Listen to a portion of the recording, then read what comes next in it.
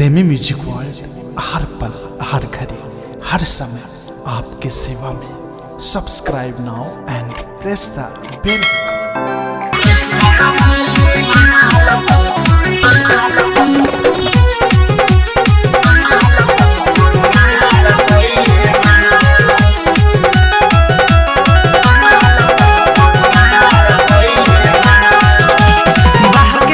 सारा बिहानी लुटाई जनी है जे में हटी तो हो जाई फुटाई।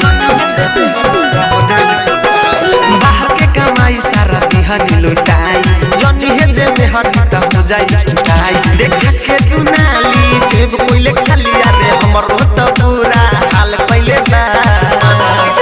और केस्टा वाली महल तो कंगाल पहिले बा।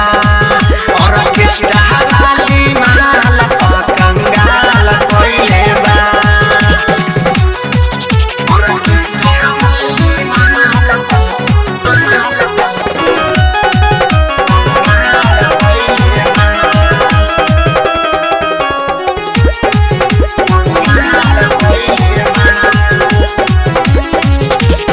हाथ छुआइले या गालो छुआइले करे के रहे जौन कामो न कइले।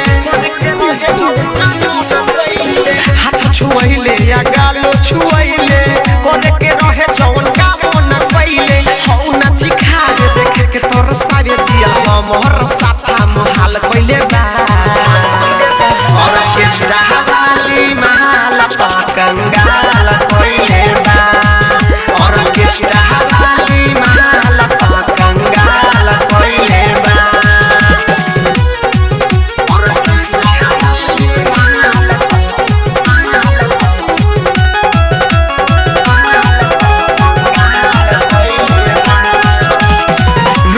बिया देखा के ऊपर नीचे चुमुका ले खाए ऊपर की चला रे खींचे।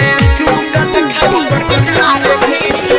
लुट ले बिया देखा के ऊपर नीचे चुमुका ले खाए ऊपर की चला रे खींचे। साकर संगम के माने ला जम के पीछा वो कभी की विशाल कोइले बा।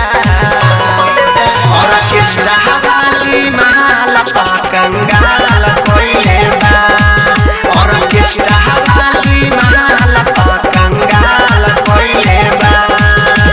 बाहर के कमाई सारा बिहानी लुटाई जनी है जे में हटी तो हो जाई फुटाई। देखा के तू नाली जेब कोइले खाली रे हमरो तो पूरा हाल पहिले बा। और केस्टा वाली महल तो कंगाल कोइले बा। और केस्टा वाली महल तो कंगाल कोइले बा। डायमंड रिकॉर्डिंग स्टूडियो छौड़ा।